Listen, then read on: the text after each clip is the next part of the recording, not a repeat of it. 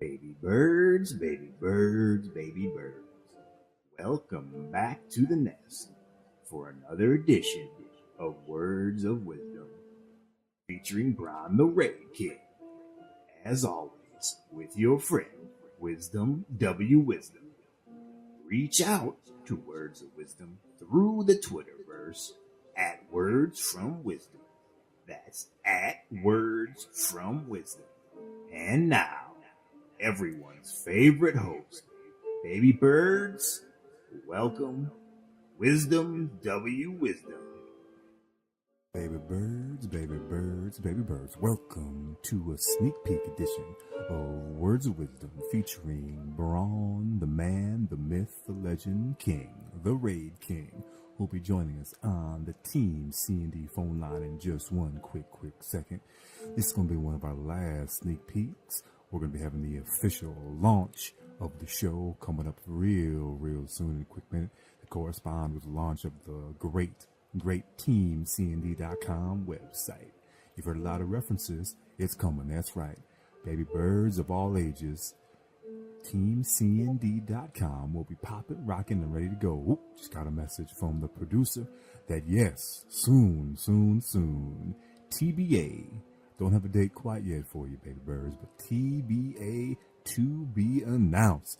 We got my man BraHn coming on here in just a quick minute. I'm getting a nod that he is connected, jacked, locked, and ready to rock. We're going to be doing sweet free agent preview, free agent recap, free agent grow. Who's still out there on the list? Who's been signed by your favorite teams? Who's making the trades? Who's making it roll? Who's going to the top? Trying to supplant my Philadelphia Eagles, Super Bowl champions. Who made some big acquisitions and some big trades to finish and go to repeat and then to repeat again to be the first three-peat champion in a long time. We're going from 0 to 3 real fast, baby birds. That's right. We will be back right after this to be joined with BraHn the Raid King, the man, the myth, the legend, for a little bit of free agency preview recap action. Stay tuned.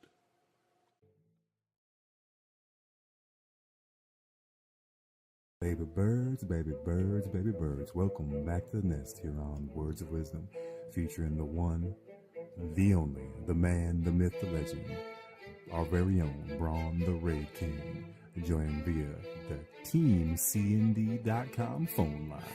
TeamCND.com phone line. Oh yeah. And don't forget to subscribe and like on YouTube, baby birds.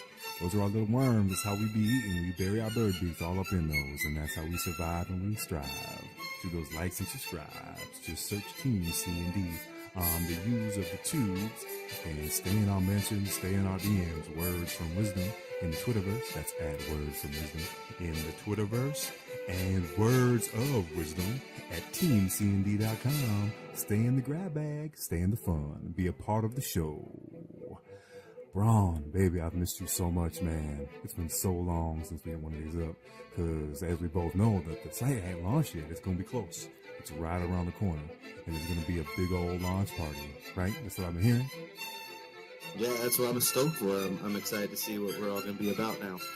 Yeah, it's going to be fantastic. So all you baby birds out there, you all will be invited to the TBA to be announced TeamCND.com launch party. It's going to be wicked. It's going to be wild. There will be, from what I heard, those little baby birds have been chirping. They have chirped that BraHn the Raid King, the man, the myth, legend, will be doing a live show for the TeamCND.com launch party. All the community is welcome, not just Team C&D members, but the entire people. Anyone that wants to come, you will be welcome to show up. We will be sending out a blast through Twitter, Facebook, all the social media that we got rolling, engine website, all 2,800 users on that bad boy for when this thing's popping. We're looking sometime in April. This is going to drop. So, ladies and gentlemen, boys and girls, baby birds of all ages, stay tuned for the fire, for the heat, for the desire. And don't be missing. It's going to be a wild show. This is going to be seeing the man, the myth, legend, in person, live, action, Jackson, action hero. It's going to be crazy. It's going to be wild. It's going to be fun. It's going to be what we desired. But today, we are here for the NFL free agency trades that are popping left and right. Popping. We're going to release this show. We're going to have a good time. We're going to talk. People may cry. People may whine. There might be some heated arguments. It's going to be the truth. It's going to be the justice. It's going to be the system. But first, my man BraHn. How you doing, baby? What's new? Not much is new. I'm just trying to be the best me I can be every day of my life. Well, that's a big deal, man. You should always try to be the best you. Absolutely. Yeah, I just gotta, every once in a while, probably 2 or 3 times a year, I just take a self-reflection for a moment. And today it happened in the steam room of the old gym there. And I just kind of thought about how I could make myself a little bit better and decided to put a little better plan together for myself here in the next 2 months to see what I can do. All right. So the lady said last night when you were in bed a little bit, and when I say in bed, ladies and gentlemen, baby birds, get your mind off the gutter. He's a married individual. They sleep in the same bed. He just rolled over and put her arm on her, and she did the same to him. That's all I'm talking about. I ain't talking about none of you. Get your heads out the damn gutter. It's ridiculous. Absolutely ridiculous. And she noticed that you had a little pudge right there on the side. The left side seemed a little pudgy. So she's like, hey, dog, maybe you should, I can see hers. This is exactly how she talks to you. She's like, hey, dog, I think you need to hit those mics a little harder. Why don't you get in the elliptical a little longer? You know what I'm saying? You always just go in there, you get in the hot tub. Why don't you spend some time in the actual gym area? No, first of all, I've never, it's odd for us to be facing face to face in an embrace in bed. It's kind of weird because I'm not a big, I don't like people breathing on me. So I just don't like the fact that I'm sharing air with her that close. Not that I wouldn't, but So first of all, that I get where you're going with it, but no, it's when I get those self-reflections, it's more of kind of like, where do I want my mental state to be? Where is it that I can start putting some of my other time that I might be wasting into other things that'll be beneficial for me? So it's more of like that. It's more of taking a stock of who I am and where if I have like goals, everybody's got little goals. And so I got some goals that aren't really body related that I just had to refocus on and try to make sure I put more time to it. Like one of them that I can share with you is that I've dedicated that I need to try to do a little bit more work around the house. So I told myself that every day, or extra work around the house for a while just to try to see if I can help out a little bit more, And so it's just one of those little things. Like instead of doing something I normally do that's a little less productive, I'm going to try to put a little bit more focus towards something that's better. I thought that's what your nanny and your maid services and your pops were for. Your people that you like employing out at your farm, man. Don't they do all your stuff for you? A lot of people do a lot of stuff, but at the end, you still want to be able to be self-sufficient in case things go wrong. So you never want to lax too far where any type of little thing you might have picked up along the way is lack. Trying to keep refining yourself. So no, I like to do a lot of stuff on my own. I thought the best part of being born with a silver spoon was that you don't have to do nothing. Isn't that the best part of it, man?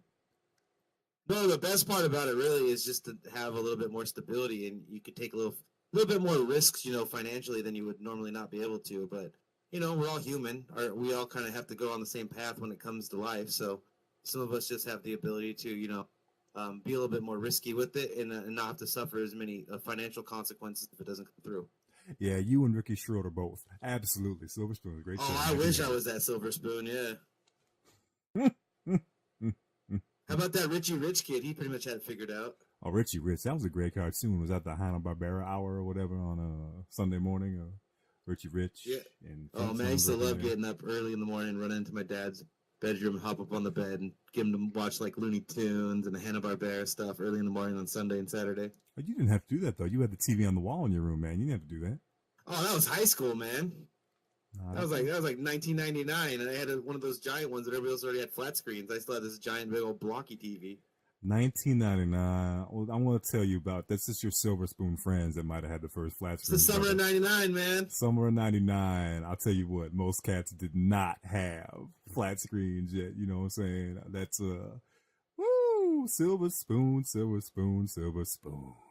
That's all right, baby. Hey, everyone's born into different instances, man. It's not your fault you weren't born into poverty. It's not your fault, man. Your parents worked hard for what they got. It's good. It's good. So I appreciate that. And, the baby birds out there appreciate that. Just, some cats come from different sides of the street. But we are here today together to discuss the NFL. Well, yeah, real quick, though. It's not where you start. Everybody might have a different start, but you can always make the finish line wherever you want it to be. That's right. That's right. Those are words of wisdom from BraHn the Raid King. That's right. Words of wisdom from BraHn the Raid King, the man, the myth, the legend.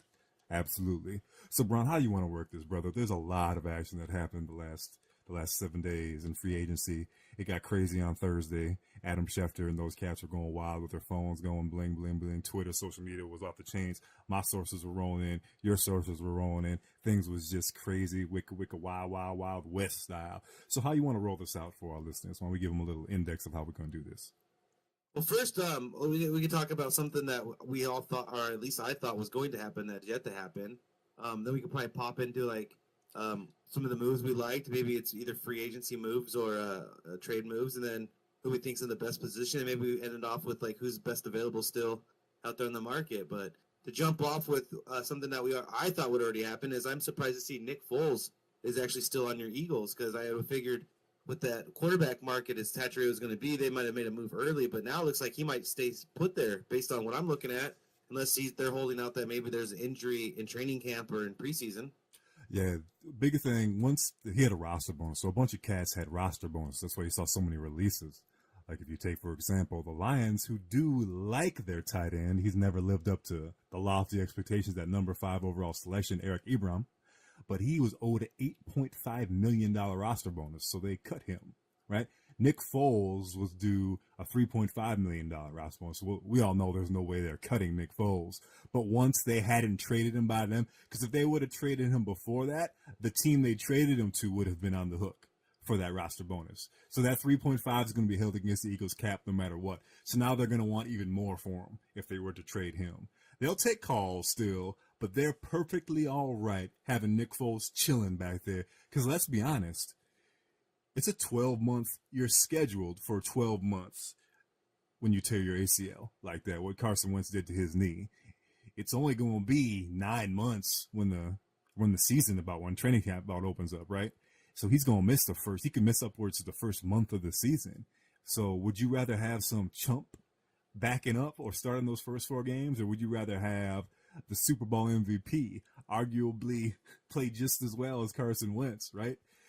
Or would you rather have him in there, or would you rather have some silly like Chase Daniels or some of these guys that are just on the bargain bin? Week 8, Eagles are 7-1 with Nick Foles. Carson Wentz is ready to go. What's your problem now? Taking 3 number 1s from the worst team in the league with Carson Wentz. You think you trade Carson Wentz at that point? But here's the fact: is he hasn't stepped on the field. He hasn't even proven that he can come back from that injury yet, and you're going to get 3 number 1s off an ACL injury? Yep. I don't know. Yeah, you will. I don't know. I'm going to tell you why. I think what happens is that the Eagles, I mean, you made a good point there that, he might be a little bit slow or a little bit back behind on his recovery by the time the season starts, but that's a good problem to have when you have Nick Foles, because it gives you another quality starter. It's just that it brings into that thing when Nick Foles is 7-1, and the Eagles are winning, and Carson Wentz comes back in. If you can't trade him, what are you gonna do?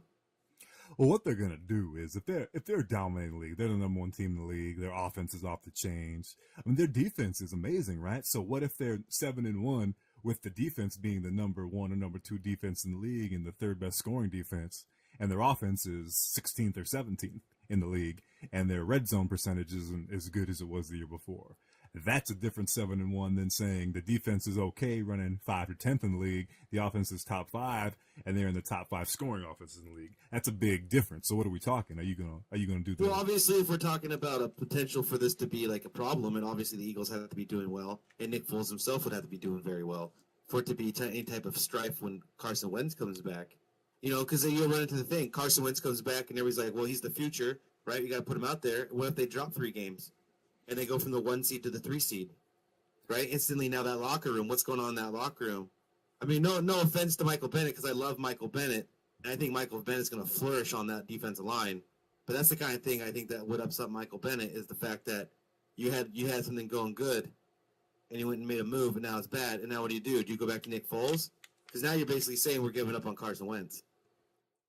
And that's something they cannot do. So let's say, in the perfect world of this, for instance, that you're giving me, and this is definitely for instance, baby birds, as we all know, there's really only one player who's come back less than 12 months and played at an incredible level, and that was AP when he blew out his knee, and he came back in 8 months or so and then led the league in rushing, which was insane. That's why he's one of the greatest of all time, and we cannot say Carson Wentz is there yet. Although he was going to win the MVP last year, I think he still should have won the MVP last year instead of Tom Brady. He threw more touchdowns playing 3 less games than Tom Brady. You said the right thing, though. 3 less games. You can't be an MVP if you don't play most of the season. 3 less games and was better. Fantastic.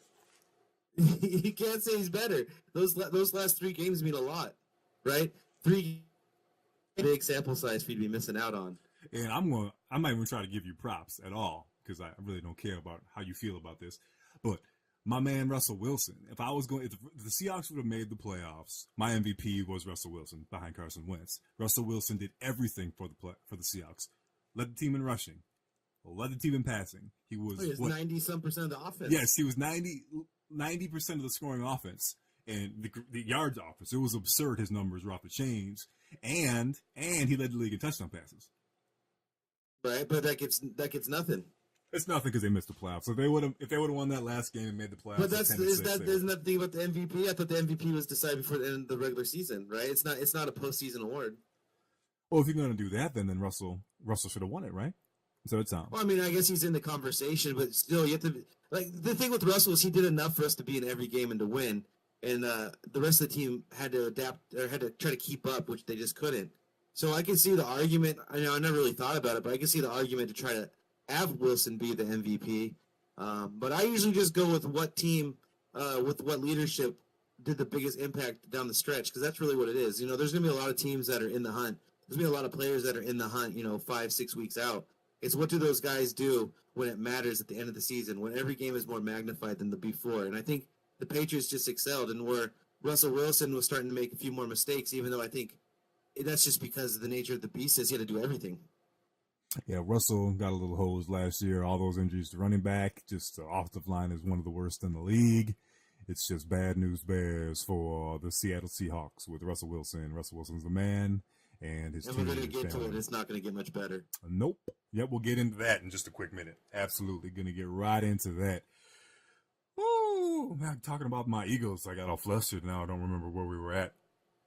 Oh, we were talking about Nick Foles and whether or not the Carson Wentz experiment, if he'd come back in for Foles, if the Eagles are up 7-1. Like, basically what I'm trying to say is, if the Eagles are winning and the offense is clicking, and you're the number 1 seed at week 8, and Carson Wentz is ready to go, what do you do? You said trade him. I think we can look back at track records where it's not going to happen. Guys go back from injuries, got to really prove it a little bit before you trade him. But I mean, that's an option.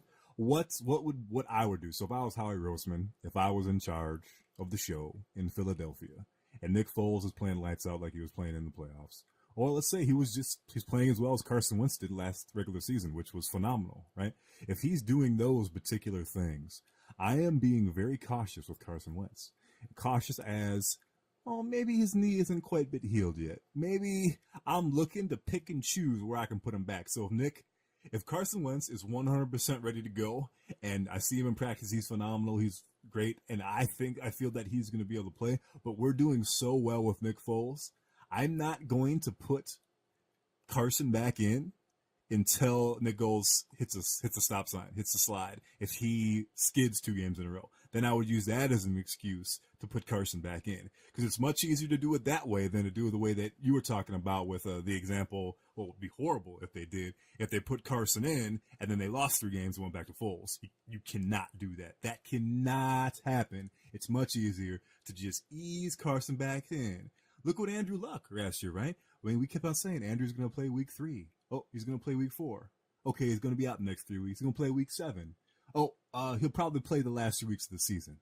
We would just do that with Carson Wentz so we don't hurt Carson's, for one thing, personality. And he's a pretty strong-minded kid. I think he would be fine. But his confidence level, let's be honest, we don't want to hurt his confidence level.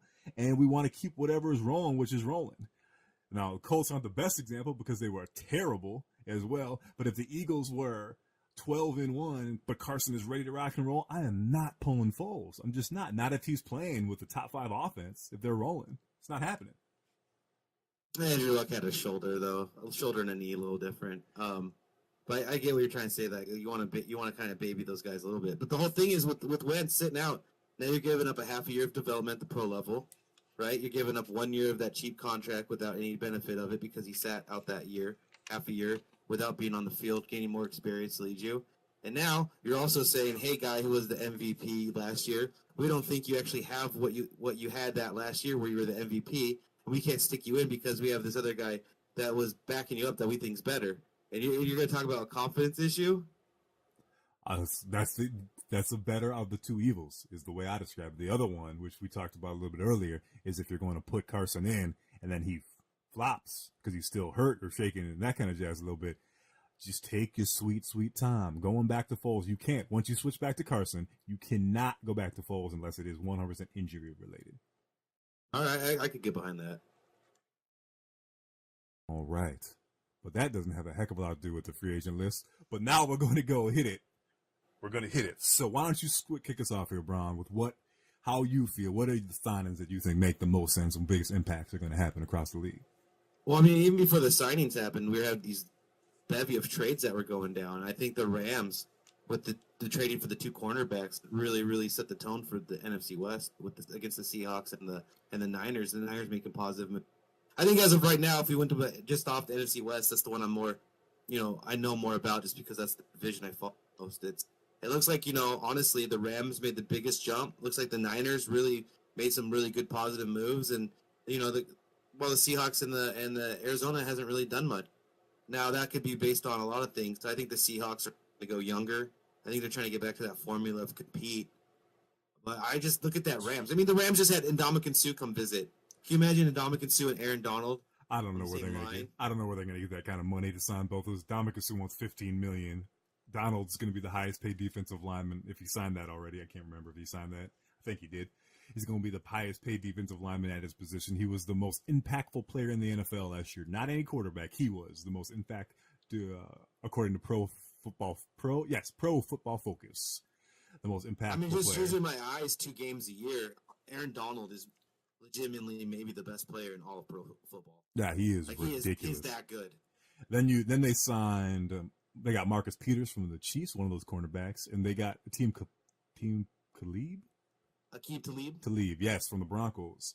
2 guys that people say are problem children, to where the market's thin, but they're so talented. They have 2 top 10 corners. Yeah, and they only got to hold it together for once. Right? You got to hold it. That's why I could see them doing some of these moves. It's just they got the same problem the Eagles have, and that's a good problem, is you have a quarterback on a low-end contract, right? Because he's a rookie or a rookie contract for the next couple of years. So much like what I see the Eagles doing and the Rams doing, is they're just loading up on some of this other talent.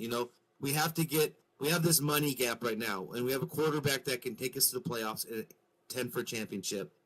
Let's just go get some stars and let's surround them with stars until we have to start paying them. And I think that might be the new formula. It worked for the Seahawks, right? The Seahawks had built that defense up, and then they got lucky with Russell Wilson. Right, and now they have that quarterback on that cheap contract, and they were able to go back-to-back Super Bowls and stay in the playoffs for the last 5-6 years. So you look around the league, I bet it's probably more common than not. I mean, look at Houston was probably going to be in a great position to do the same thing until Watson got hurt. He might miss the beginning of this next coming season or more.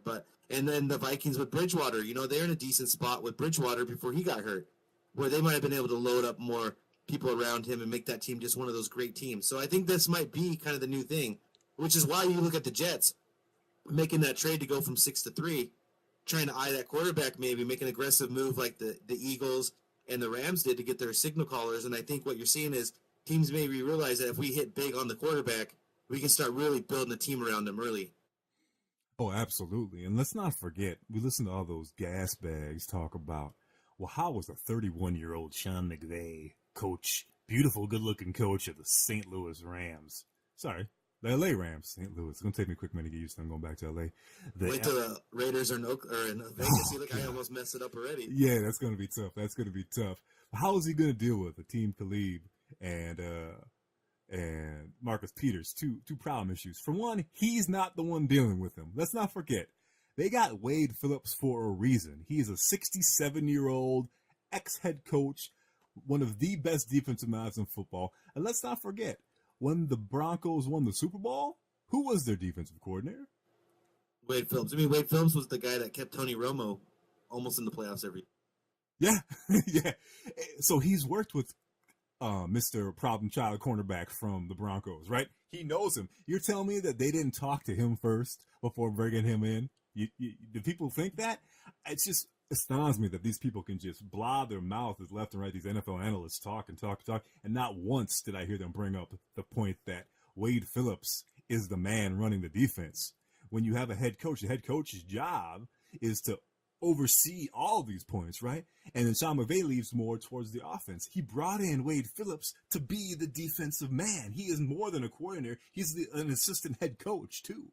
And it was a great idea to do that. And it's worked out wonderful for the LA Rams. And it's going to work out great dealing with these crazy players that they bring in, too. Well, I also think you think about it. Look at Aqib Talib, his checkered past in the NFL as far as off the field issues, and he's still been able to maintain a high level. And they go and get Marcus Peters before that, right? A problem guy, a guy having off the field stuff, but excels on the field. And just maybe Aqib Talib is to the point in his career where he can kind of have a little bit more perspective, and maybe just impart some of that stuff on Marcus Peters and says, "Hey, man, the league is this way. You know, we hear about all the time. The league is this way. They'll drop you in a minute if you can't keep up, and your attitude makes everything even harder. So you can be great. Just focus on it. Because I mean, Aqib Talib, once he went to Denver." From Tampa, I think he really did a little bit better, right? I think Tampa was kind of his problem place. I mean, that's where his mom shot at him with the gun. It is one of the funniest stories you could possibly hear. I remember hearing that story. Allegedly. Those out there that don't know what we're talking about. A team, excuse me, allegedly. Mr. Khalib. I don't know why I cannot say his name. I just can't do it. Aqib Talib. Yes. Allegedly. He was telling a story on some radio show. I don't remember what it was. Whether it was Mike and Mike, Levitard, or whatever Allegedly. it was on one of these shows, or Colin Cowherd, whatever it was. He was telling the story about his uncle. He was a younger cat at the time, and his uncle was in a room. Allegedly. His uncle was smoking weed in one of the rooms or had some drugs in the room, and his mama was like, "You need to get that shit out the house. We're going to have that shit in the house. We can have that around my kids. We can have that around my sons." Allegedly. They need to stay straight. They're playing football. They do all this other stuff. They keep that shit straight. And Allegedly. he locked himself into one of the rooms, and he was mouthing off to her. And she is a hard-nosed lady. I mean, she's, they live in not the most hospitable area in the world. I understand all that. I lived in those places, too. My family's fed to CPT. I get it, y'all. And y'all don't know what that stands for, then y'all just don't know. I'm sorry. That's just the truth. Truth to justice and realism. So what you gonna do Allegedly. is she goes ahead and says, "You need to get out this place now." So she goes ahead, Uncle won't open the door. And the kids are home. They're in the room over. They're hearing this argument going. So she goes to get her gun, and she just starts shooting through the door. Allegedly. Then the little kids hear a scream. Ah! And she shot the cat in the thigh. Allegedly. So the police come, and Uncle shuts his mouth real fast, saying that it was some sort, he accidentally shot himself or something like that. So, because no one crosses mama. No one Allegedly. crosses mama. And everyone in the household knew that nobody crosses mama. So, it's a great, now he told the story better than I did, because I can't remember half the damn thing, but it's a pretty interesting story, and this gives you a little background into his life and where he came from. Yeah, it lets you know where these guys come from sometimes, We all got our own little journey, and sometimes journeys are just ridiculous. Yeah. I just find it fascinating that some people can go through stuff where moms shoot at people, and then you become a pinnacle at your profession. So I mean, it just shows you that, like we said earlier, it doesn't matter where you start; it's where you want to end the journey. And I think in St. Louis, see, there we go again. I think in LA, the Rams are setting themselves up for a really good run here for the next 3 years. Yeah, I think the Rams are going to be extremely, extremely good. Hope not too good, because I don't want them knocking off my Philadelphia Eagles. But I'm going to give you a name of what I feel is one of the most underappreciated signings in the free agent list. I'm going to let you respond to it when I say the name, and I'm going to tell you why I think that. I'm going to see if we agree or if we differ on this one. LeGarrette Blount signs a 1-year deal with the Detroit Lions. Yeah, I don't understand how this guy doesn't continuously have a job. I've been a LeGarrette Blount fan. I mean, not since he punched that guy in college, right? But Yep. Since he's been in the league, people always talk about Marshawn Lynch. LeGarrette Blount is Marshawn Lynch to me. Like, that guy is just a running back who loves to be a running back. He's hard-nosed. He crushes it. And all he does is go places and win championship. Well, it sounds like you're on a lot of the same page as I am on that. I love the signing. I believe it's for a $4.5 million, which is a big upgrade from what he was doing last year with the 1.25. And that's ridiculous. What a At least he steal. got 5 from the Seahawks last year. I don't know how. I mean, I guess I get a little bit frustrated because Garrett Blount is literally the running back I've wanted since Marshawn left. Like, I just have been such a fan of his, and I don't know how the guy gets so disrespected. It must be just a locker room issue or a personality issue, but just winning, right? The guy just wins. Yeah, he's very good. He's been good at all 5 of his stops. He's had 1,000 yards in almost all 5 of his stops. The only place he didn't was Eagles, but he still did well. 4.4 yards a carry, 749 yards, led the way. There was just a 4-headed monster in Philadelphia. There's no way they're going to have a 1,000-yard back like that. No, and he still almost did it, right? Yeah, it's close. Yeah. He's probably if they would have had one more injury at the running back core, he probably would have hit 1,000 yards. And then you get jettisoned. I mean, I can see why they didn't keep him, but the Patriots not keeping him, that's weird to me because, I mean, the guy just so much work. And look at $4.5 million. You know what? He's probably going to end up being one of those things where he gets Detroit to the playoffs somehow. Yeah, that's why I think it's one of the most underrated signings. He's such a good player. And Detroit has not had a 1,000-yard rusher. I want you to guess the last time he had a 1,000-yard rusher. Just take a wild guess Detroit has. Oh, Javid Best was going to be the guy, and he really himself out of the league. I mean, the cheesy answer is Barry Sanders. I'm going to have to say they had one guy probably before since Barry Sanders. They had 2 since Barry, but they were barely over 1,000. So in 2013, Reggie Bush had 1,006 yards rushing for the Detroit Lions, averaging a mere 60 yards per game. Played all 16 games that year. And before that, and you're right, the Lions have had bad luck with running backs. Javid Best getting hurt and then having those, I think he had some off-the-field issues, got him out of the league. And Kevin Smith was very good. He had 2,000-yard seasons, and he got hurt. He broke his foot. Yep. Broke his foot. Couldn't play. Never recovered. Yeah, so they've had bad luck at the running back positions. So Matthew Stafford has been just chucking the rock all across the field, left and right, never having a running game. It doesn't happen. It doesn't hurt or help them much that Matthew Stafford's one of the top 3 paid quarterbacks in the league at like 30-some million. He takes up so much of the salary cap. The Lions have never been good to begin with, and you give somebody making that much money on the Detroit Lions, and I can't ever assume that they're ever going to be in the playoffs. Well, I'm looking this year. I don't think the Vikings are a shoo-in to even making the playoffs. They're a very good team, but there's a lot of parity that goes around the league, right? That's what we love the NFL but so the much. Vikings added Kirk Cousins and Sheldon Richardson. They did. I want to talk about Sheldon. That's a big signing too. I don't know where the Vikings magically are getting all this money because Sheldon's going to command. I don't know. I haven't seen the details on that. Is that $14 million a year he's getting from the Vikings? No, I heard it was only around 8. Oh, all right. So he dropped his asking price quite a bit. Yeah, which is the weird thing about Sue is because I think who was the defensive tackle from Kansas City? Poe. Poe, yeah. Poe got 9 point something. Maybe Sheldon got around 11, but Sue wanting 15 is so outside what the market is right now. He's also the best one. Yeah. But I mean, what is he? 5 years older than Sheldon Richardson? So you're not looking at a guy who you're going to be able to build around as much. The Vikings, though, maybe it's because they dropped all. Look at Sam Bradford gone, Bridgewater gone, Case Keenum gone. I don't know how much those quarterbacks are 3 making, but that's probably just enough to sign Sheldon Richardson on his own.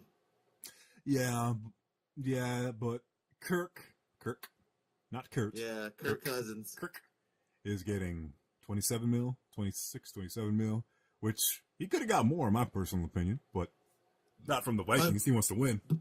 He got the guaranteed contract that no one's ever been able to get, though. 3 years, fully guaranteed. That's unheard of. The guy could have broke his foot driving home that day after signing it, and they're still on the hook for all the $84 million. Yeah, and more power to him for that. I think it's great. NFL players are extraordinarily taken advantage of. I feel that it's ridiculous that we fans get on board with management. For some reason, we get on board with billionaire businessmen who, let's be honest, the only way you get to $1 billion is stepping on throats and taking names, man. I don't care how nice these guys seem like they are, unless they had the money just given to them through their family. You got to step on a lot of throats. Ambition, confidence, and pressure is how you get $1 billion. That's just the way it is, man. That's the way it always will be. Whether how cool. Well, the reason the fans side with them is 1, they own the team that you root for. 2, they have to put together the team you root for. And you're going to root for that more so than the guy who's going to want all the money that will have to leave that you that you thought would be able to help you win. I'm looking at my team as a unit, and the individual, if you're looking at it right, doesn't matter. But on the human basis of it, that's all that matters is the human. Just like in the military, people look at the military as just this giant conglomerate, but at the end, there's still people that have to do all the jobs, and those people have individual lives and all that. So it's, what do you choose, the millionaire or the billionaire? I guess what it comes down to. And I don't understand people who just root for things like that anyway, but I think that's what it is that you have more loyalty to what's going to be there still and less loyalty to what's leaving town. No, yeah, I'm with you. I'm with you, and it's unfortunate to me because I will always be on the side of the athlete because loyalty definitely does not go both ways, especially in the NFL. It doesn't go No, anywhere absolutely near. not. Absolutely not. But like you said, it's a business. So, I mean, is there really any true loyalty in business? No, absolutely not. Absolutely not. Not the way that business is set up, for sure.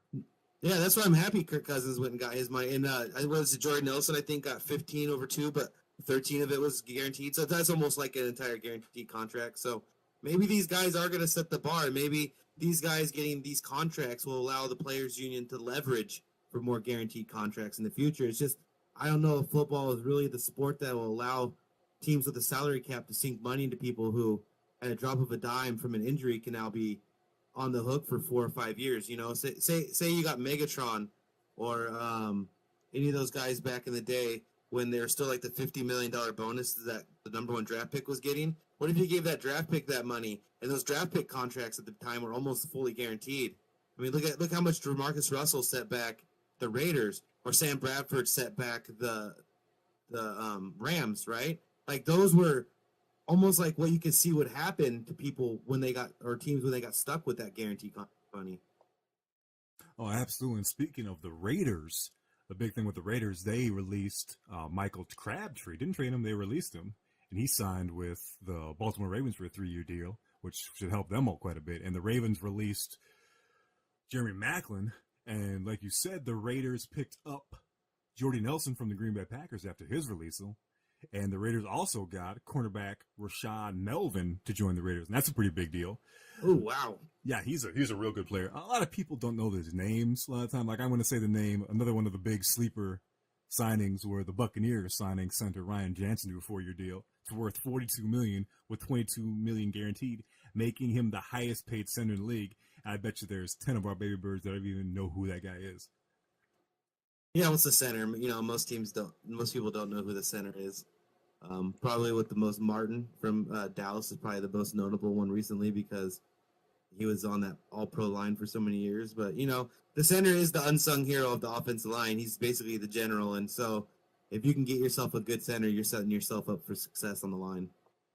Oh, and the Raiders bought themselves Doug Martin as well. They got him because the Buccaneers cut Doug Martin. So Doug Martin, I don't know, man. He had that one good year, his rookie year, and then he was injured, and he had that one decent quality year, I guess. But one of those guys who just can't stand on the field is always hurt, and I don't know if that's what the Raiders really need, right? I don't know if that's the move they need. I mean, they maybe should go get Latavius Murray back if they want a guy who's always hurt. So Latavius played great last year. Well, yeah, I mean, he did great in Minnesota, right? But when he was in Oakland, that guy couldn't get on the field. But this running back draft is so big that I think a lot of these teams maybe are just grabbing kind of these stopback guys or these depth guys because I see a lot of teams. I think we're going to have possibly the most starting running backs coming out of this draft next year than we've seen in a while. Now, I'm going to jump out there. I'll make a bold prediction. That's right. Mark it down on the calendar. Mark it down, the time, the date, the year, the emotion that you hear coming out my vocal cords through my tubes and out into the vocal air to being into your eardrums. Hear it, believe it, listen. Here we go. The Cleveland Browns will be the most improved team in the NFL. I would not be shocked if the Cleveland Browns win 8 to 10 games and are fighting for a wild card spot. No, I agree with you. I think that the Browns are going to be what we expected the Raiders to be last year. And what the Jaguars kind of were. I think the Browns, if they hit this draft right, are setting themselves up for the next 5 to 6 years of potential dominance. You look at Roethlisberger's going to leave Pittsburgh here soon. Pittsburgh's already hurting on defense, one of the things they've always been good at. The Ravens, the Ravens with Joe Flacco's contract, they're always going to be kind of competitive, depending on. But they're getting older on defense, right? Haloti Nada has had to leave, I believe. I don't know if this is the first year he left or Philadelphia not. Eagles, baby. Yeah, but they're not in the same division. No, Haloti Naga. I'm just going by that Haloti division. Naga signed with the Eagles. Yeah. Oh, he went to the Eagles. I got you. So I mean, look at that Bennett and Nada. Anyways, so the only real competition now is the Jaguars, and they just no, the Jaguars aren't there. I'm sorry. Wow, Cleveland, Steelers, Ravens. Who am I missing out over there? Ravens, Who's that? Browns, Steelers. No, the Bengals and the Bengals, right? Yep. So I think Cleveland in that division, they set themselves up. They could have a run like the Patriots had, where everybody else in the division falls away right when you hit your dominance. Yeah, and that's the second of my sleepers. I'll let you comment on this once I say his name. Running back Carlos Hyde signing with the Browns. Yeah, I mean, that's going to be a great backup for Shaq Barkley. Just think if they have those two guys, because Carlos Hyde is much better than people give him credit for. Much, much better at the running back position. Yeah, I've always said if you take a good running back from a bad team, he's probably a great running back. No, absolutely. And Carlos has ran the ball for over 1,000 yards in 2 of the seasons over there in San Francisco when they went 1-15. What were they going to do? They were going to run the rock with Carlos Hyde, and defenses wanted to stop him, and they couldn't. The guy can catch the rock. He can run the rock. He's impressive. He's an impressive man. Impressive specimen. Carlos Hyde. No, they're just, I mean, they're big, a long way. If they get Barkley and Hyde, they're a long way from Isaiah Crowell and James White, I believe. So, yeah, they're going to be in a much better place. I mean, then you got one more year of the defensive end getting better. The defense looks better. They need that quarterback, so they go grab what was it, AJ McCarron? No, who'd they go grab? They went and got somebody. Tyrod Taylor. Yeah, they went and got. I love Tyrod Taylor, I man. love him too. He's so good. He's such a good I always quarterback. call him Russell Wilson East. That's what I always call him. Tyrod Taylor to me is such an underappreciated quarterback. In Buffalo, I really feel like he got a raw deal up there. So yeah, Cleveland, look at that.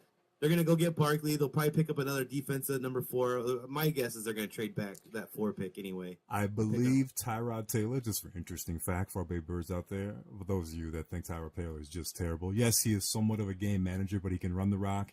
He can very, very difficult to defend against. He also has less turnovers in his entire career as the Brown has had in the last 2 seasons. He has less interceptions. Everything you said is just Russell Wilson, right? Yeah. The same thing they always put on Russell. Game manager, runs with his feet, excels out of the pocket, doesn't turn the ball over. To me, that sounds like what I want at quarterback. Yeah, especially the Browns. All they need is average quarterback play. He's the best quarterback they've had in 15 years and hasn't even stepped on the field yet. Yeah, and they've probably wasted 15 first-rounders between them. Yeah, absolutely. And let's not forget that they pried Jarvis Landry from the Miami Dolphins. That is huge. That receiving core in Cleveland, as long as they don't smoke themselves out of the league. I said out of the weed. Yeah.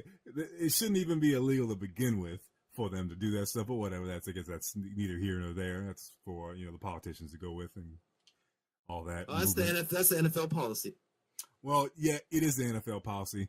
But if it got legalized across, through federal courts across America, I'm assuming that they would allow it in the NFL. I mean, I'd hope they would, but you look at the medical industry, right? It could be illegal across any state, but the way medical works is the insurance company, the insurance you have to take out employees, doesn't like it if the employees are doing narcotics of any type.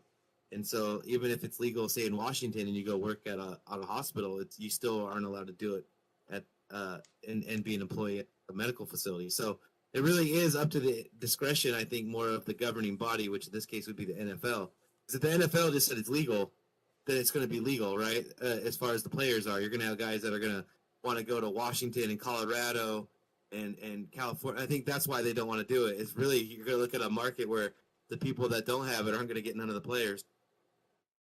Yeah, that makes a lot of sense. You're right. I didn't think of it quite in those terms, but yeah, that's absolutely correct. That's absolutely correct. They could still ban it regardless. They can do whatever they want. But how's New York going to compete against Seattle when Seattle has no income tax and you can go there and smoke herb, right? Like in New York, you can't have a gun on you, you can't smoke the herb, and we're going to tax you. Like I think that just gives more benefit, like to people like in Florida, where Florida kind of has no income tax either. I think those are already benefits that teams get to have over certain free agents. And you give them the fact that you can go over here, now you're not going to test positive, or a cop, when they pull you over, is not going to lock you up for having it on you. But if you go to Tennessee, you will. I think a lot of people are going to want to go to those other cities. No, I'm with you. I concur with your assessment of the situation. And you also got to see having Jarvis Landry have those wide receivers. These are their wide receivers. Jarvis Landry, who is no longer a number one wide receiver. He is one of the best possession receivers we've had. He is the first receiver, fastest ever in the history of the game. Not Jerry Rice, not Randy Moss, not Tim Brown, not Chris Carter, to get to 100 receptions each of his first 4 years. So 400 receptions over his first 4 years, most of all time. And they're still going to keep feeding him. That's the Jarvis Landry is one of those guys you just keep throwing the ball to. He catches everything. You just keep feeding it to the ball to him. I think he would still be number one there. I mean, Josh Gordon isn't ready to step up and take number one from him. He played well in those last few games. So if Josh Gordon continues to build upon that, then you have Corey Benjamin, and they also have Terrell Pryor back. Did they just sign him because he's visiting Seattle, last I heard? Oh, I thought they said they're going to bring him back. I thought they said they were approaching signing him. So possibly, maybe they didn't wrap that up. And let's be honest, Josh Gordon has always played well in his last few games. That's kind of been his problem. Yeah, he really has. He really, really has. But that wide guy, he's either the greatest on the field or he's not playing. Yeah, he's one of the best, one of the most talented receivers that, in my opinion, this game's ever seen. However, he's got to stay on the field. I think Josh Gordon and Aldon Smith are the biggest travesties in pro sports or in pro football, because I was looking so much to those guys breaking all the records. And now, they put themselves in a position where Aldon Smith's not going to be back in the league probably. And Josh Gordon, at this point, is really going to have to do something great with his career to really become a top 4 or 5 all-time. I agree. Let me ask you this, BraHn. What do you think of the Jets' moves, the trading of their pick, and then the signing of top cornerback Tremaine Johnson? He's expected to sign.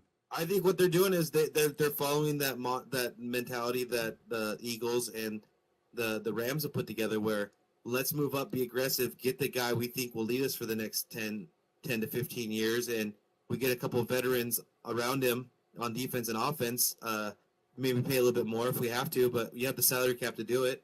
You're right. I think Cousins didn't go to the Jets, and that was his other option. I think they're guaranteeing him even more money than the Vikings were, but you're not going to win in New York right away, or at all ever maybe.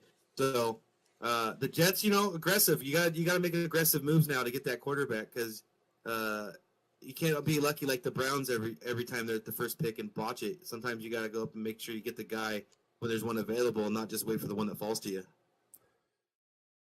Yeah, no, I'm with you. The Jets secondary is looking real, real good with Tremaine Johnson and Adams from last year, this cat out of Alabama. That's a pretty impressive looking secondary. Yeah, I think they re-signed Claiborne for one more year too. Yes, I think you're right. Yeah, absolutely. Then you got the Tennessee Titans making some splashes over there.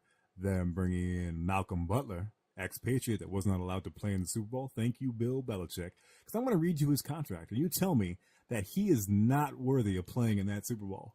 Butler intends to sign with the Tennessee Titans on a 5-year, $61 million that includes $30 million guaranteed. And he did not play. I think that's see, it's hard for me to think about cornerbacks that left that defense and were able to prosper elsewhere. I kind of like the Seahawks. I'm kind of hoping Sherman rebounds a little bit and does well outside that system, because Maxwell didn't. So I'm really hoping, I like Butler. There was a talk that at one point I think Seattle was trying to trade for him a couple years ago, which would have been ironic, yet I think it would have been a good move. So he's a quality cornerback. I just don't know if any cornerback is really worth that money unless they are one of those top 3 guys. And I don't know if he's a top 3 guy. No, I hear you on that one. Also, the Titans signed Dion Lewis from the aforementioned Patriots as well. What do you think of that? I love Dion Lewis. You look at what he did up in New England, and that's just a work. I like those guys who do everything. You ask him to run the ball inside, he runs it inside. You ask him to run the ball outside, he runs it outside. You say, hey, we need you to stay in the block. He blocks. Hey, we need you to go out and run routes. He runs routes and catches everything. And that's why I think for a couple years there, he was either the number one receiving running back in football, or was damn near there for like 3 or 4 years straight. So I like this. I like this move. And the guy doesn't take many hits up the middle as much as he does on the outside against not as powerful tacklers, I guess, and cornerbacks and some safety. So he's probably got a little bit more tread on his tires, and I think Belichick probably got rid of him like Belichick does when the guy still has like 1 or 2 good years left, but he's going to let you pay for him and not him. Not the Patriot way, and it's works very, very well for Mr. Bill Belichick and Tom TB12 Brady and the Kraft family.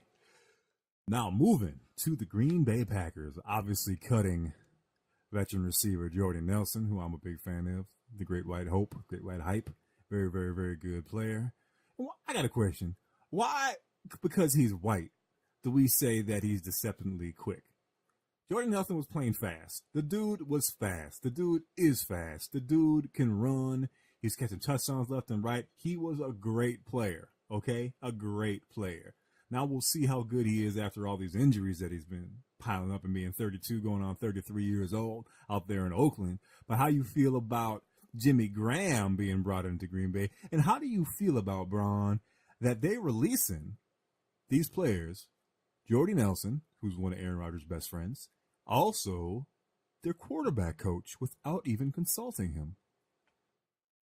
It's because those guys don't make the decisions, right?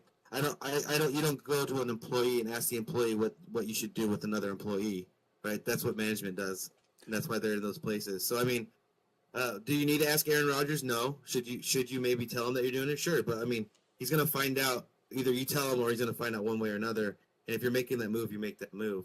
Now on Jordy Nelson, I want to say maybe he's deceptively fast because isn't he a rather tall receiver for the most part, 6'4"? I think he's And 6'2". when you're that tall, you should be able to run sometimes so fast. That's kind of like Calvin Johnson was deceptively fast, right? The guy could run a 4.40, but he was 6'4", 6'3", weighed 250. So, I mean, maybe it's that, but maybe it is just he's white. I mean, I guess. Was Wes Welker considered deceptively quick? I think he was. He was deceptively quick as well. I don't know if he's fast, though. I know. Well, he was. He used to return kicks in Miami. He returned kicks. Yeah, with Miami, and then early on in New England. So maybe it's just one of those advantages. One of those advantages we're going to get by, you won't be taking. I don't know how to even explain it. Like, is there an advantage to people disrespecting, or maybe not disrespect? That's the wrong word, but maybe not giving you the full. What's the word I'm looking for? You know what I'm saying? The full. Man. It's escaping me. Basically, they're not giving the due diligence, not the due diligence. See, you gotta help me out. I'm floundering here. I'm just listening to you, baby. It feels so yeah, good to hear. No, I just respect. I mean, if you want to give a guy less respect, then he's gonna burn you. I guess that's what you're gonna have happen to you. So, yeah, it's. Let's be honest. It's the white man can't jump thing. If y'all haven't seen White Man Can't Jump, you if need Woody to check Harrelson it out. never made that movie, Right. White Man can still jump. Exactly. You always had, playing out at the parks, picking teams. I will beat you with any player out here. I'll let you pick any player out here. Anyone walking around out there. You pick anyone on this court, I will beat you with. Oh, well, let me take a look. And it's all a bunch of black dudes, except you see a goofy looking white dude with a bicycle cap on and a tie-dye shirt. Like, you get him. See, and that's weird because like it's all about the hustle, and if you're in the culture of hustle, which I think a lot of us are ever since like the 1970s, because everything since the 70s I think has been a lot of hustling. If you're in the culture of the hustle, it's much like when you're in the room and you can't figure out where the dumb person is. You're probably the dumb person. I think if you're in a hustle and you can't spot where the hustle is and you pick somebody, that's probably the hustle. So I think a lot of those people should have known better. Right, you don't pick Woody Harrelson. I don't think he was very short. I still think he was pretty tall. Right, and come on, aren't whites known for being able to shoot from behind the arc? That's all we ever done, right? In modern times, all we can do is shoot deep. True that, man. I mean, Larry Legend. Oh yeah, one of the greatest of all time. Let's go. All right, so let's talk about the Bears for a quick minute, man. So you don't got a ton of time left, and I still want to get you your key guys left in free agency. Oh, real quick. Jimmy Graham's going to be a monster with Aaron Rodgers. That's all I'm going to say about that. Yes, Jimmy's going to be a monster. He's extremely talented. It's going to be nice. It'll be the first tight end Aaron's had since Jermichael Finley. Oh, come on. Didn't they have Martellus Bennett for a while? For 5 games? Oh, you're being facetious. I got you. Sarcastic. All right, I feel you. The Bears. So they finally got some receivers, BraHn. They finally got someone for Mitch Trubisky to throw to. They got the extremely underrated and underappreciated Trey Burton. That guy is quality. Anytime he stepped on the field for the Philadelphia Eagles, let's not forget, this is a former quarterback, so he understands how quarterbacks think and knows when he needs to come back to the ball to get his guy out of trouble. That's also why he threw the pass to Nick Foles in the Super Bowl before halftime. Phenomenal play. But he's not getting paid because of that pass. He's getting paid because this guy's a heck of a tight end. Yeah, but come on. I mean, you surround him with Allen Robinson and stuff like that, which are exceptional players when they're healthy. But come on, it's Chicago. You don't win Chicago by throwing the ball, right? You don't win the winter by throwing the ball. You got to be able to run the ball and play defense. So while they're trying to give the quarterback a little bit more weapons to have him have a little bit more success, I don't know if that's really the place you do it. There's a lot of better places where you try to grab those wide receivers that stretch the field, and I just don't think Chicago is that place. So, well, I think I understand why they're doing it, because you don't want a guy, if you're going to go and trade for a guy and start him at quarterback, you might as well give him an opportunity to succeed. But I think as far as wanting to be a winner in Chicago, I think they really are one of those teams where you have to just run the ball. I mean, if the Packers didn't have Aaron Rodgers and they had somebody that was good but less talented, I think the Packers, I'd be saying the same thing about them. You got to run in those cold weather places. Well, let's think about the Browns. I'm sorry, the Bears. They have Jordan Howard, who's phenomenal, and Tyreek Cohen, who for some reason the Bears just stopped using in the second half of the season. That guy was phenomenal as well. So I'm with you. On that. But having Allen Robinson and Trey Burton on board, that's going to help Mitch Trubisky so much, along with that running game. And their offensive line is much better than most people think as well. And then, they went before they signed Allen Robinson, they tried to trade for Landry, which showed that they wanted to obviously get weapons around him, around Mitch Trubisky. But they wanted Jordan Howard in return in Miami, and I was surprised that Miami was even thinking they could get Jordan Howard, because Jordan Howard had such a great year as a rookie runner that you would imagine he'd be off the market, especially like we said. So, yeah, I think their plan this whole time was to try to get a little bit more offensive weapons around Mitch Trubisky. And Allen Robinson, when healthy, is a top 5 wide receiver, so that is by far not a bad pickup. And I love Allen Robinson. I love me some undrafted wide receivers that go big. All right. I'm going to give you my last sleeper that we haven't covered. My last sleeper. And then we're going to go into your top 3 or 5 unsigned guys still left in the market. My man, Sam Shields, signs with the Rams after a year out of the NFL. Sam had some concussion issues up in Green Bay. Very underappreciated, extremely talented wide receiver. Coolest cat you will ever meet. Such a nice guy, Sam Shields is. Sam Shields is a really, really cool cat. Good person, good personality, and just a real good individual. He should bring a lot of headiness, veteran leadership, and just being a cool cat out there in L.A. I almost said St. Louis. L.A. out there. So now what you said were the 2 big things were leadership and he's a winner, right? He's a winner and he's a veteran with leadership. So, and you end to the fact that they're not going to ask him to be the guy, right? Was he number 3 right now? Maybe 4. Maybe 4. They're going to ask him to come in and just do his job, and you can't get better than just asking Sam Shields not to carry the defense in the backfield, but just to do a job. I think he's going to have one really good year there. Yeah, I'm pretty scared of that Rams secondary, that Rams defense, especially if somehow they sign Donald and Sue. That's going to be ridiculous. I don't know. I don't think they can. I don't know where they're going to get the kind of money, but we shall see. But really, how good that? I mean, that defense is a really big question mark, because you got rid of your leading tackler the last couple of years in Ogletree, and you got rid of what your defensive end threat is in Robert Quinn. I mean, while they've made these moves, they've really kind of taken a step back in some place. Baby Bird, we have got to get to your top 3, top 5 free agents that are still out there. We're just about out of time. So, BraHn, we'll hit you with them quick. Oh, sorry. Yeah, we'll hit them quick. Dominican Sue's number 1, right? Number 1. I think he has the potential to be the biggest impact player still left on free agency. He's visiting the Rams right now. Was visiting Seattle. I think he's probably got a lot more teams that are in him. I think he's not done yet taking trips. The second player I have is EJ Gaines. He was a quarterback for the Bills. I think he is really good, and I can't believe he has not been signed yet. The guy can play just lockdown cover corner, or he can play in the slot. He's been hurt here and there, but I think it's a really big talent that somebody's going to pick up and be very happy with if he can succeed for a whole year.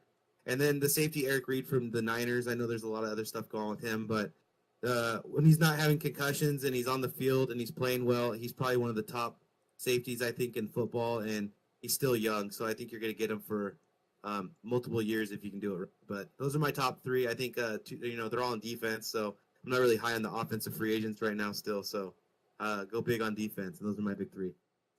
Go big or go home. Your Seattle Seahawks may need a safety. They've been trying to unload Mr. Earl Thomas.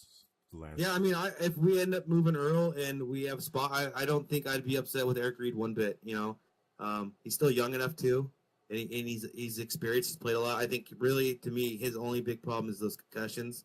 I'd hate to have a guy on my team who signs for a good contract and has one or two concussions in a year, and basically is Troy Aikman out of the league because the guy's already suffered like 3 or 4, maybe even 5 already in the pros. Yeah, it's tough. You're seeing a lot more cats retire early from having these head injuries and these concussions and all that stuff. And you got to take care of your body. You got to keep care of yourself first. It's rough. It's tough. Who was that linebacker from the Niners? Remember the second year guy? He had like that great rookie year and then said, "I'm out. Concussions. I'm out." Yeah, there was that guy. And then there was the cat from the Ravens last year, the lineman from the Ravens. Yeah. The youngins are getting smart and they're quitting. They understand there's more to life than just a game, which is one of the hardest decisions you can possibly make when you've worked so hard to get to someplace. Stuff like this doesn't just happen. And it's pretty amazing that these guys are making that decision, putting their life first, other than the sport. Yeah, I can't remember the line, but he's escaping me, the linebacker from the Niners. But I think one of his big things is like, I want to be able to walk with my daughter down the aisle. And I think that I want to say that was him, but basically he was getting to the point where like he's looking around and he's talking to some of these veterans. You get guys who are just forgetting where they're at all the time. It's like severe dementia, and a lot of them have chronic knee pain and back pain, and they're not able to live a quality of life. And I think you're seeing certain guys go, I like football, but I don't love football. I'm not ready to put my whole life into football and have it be what defines me later, because the injuries can define you later. And so I think, what you're saying is you're seeing these guys, the linemen from the Ravens. I think they're just like, it's better to call it quits now. And I've made the NFL. I've achieved my dream, and now it's ready for me to focus on the things I'm going to do and hopefully be able to do them because I'll be, more able to do it. Absolutely. And baby birds of all ages, that is all the time that we have here on the Words of Wisdom NFL recap, free agency / trades, sneak peek preview. This is going to be most likely our last sneak peek before we will regale you with the live episodes of Words of Wisdom, the real show being released, featuring the man, the myth, legend, BraHn, the Raid King. That is not going to tackle sports per se. It's going to tackle a wide variety of subjects, mostly hinging on e-games, MMO gaming, and just wacky world and wild stuff. With that, don't forget, like and subscribe on YouTube at just search Team CND, at Words from Wisdom in the Twitterverse. That's at Words from Wisdom in the Twitterverse, and Words of Wisdom at TeamCND.com. And stay tuned to find out about the details to the launch party, because all you baby birds are invited. With that, party hardy. With that, we'll be back right after this.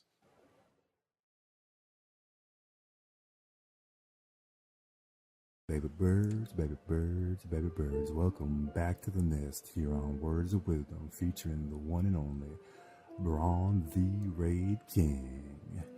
We don't have a lot of time for you today, but we're going to send you off for a little words of wisdom from your man Wisdom on Words of Wisdom.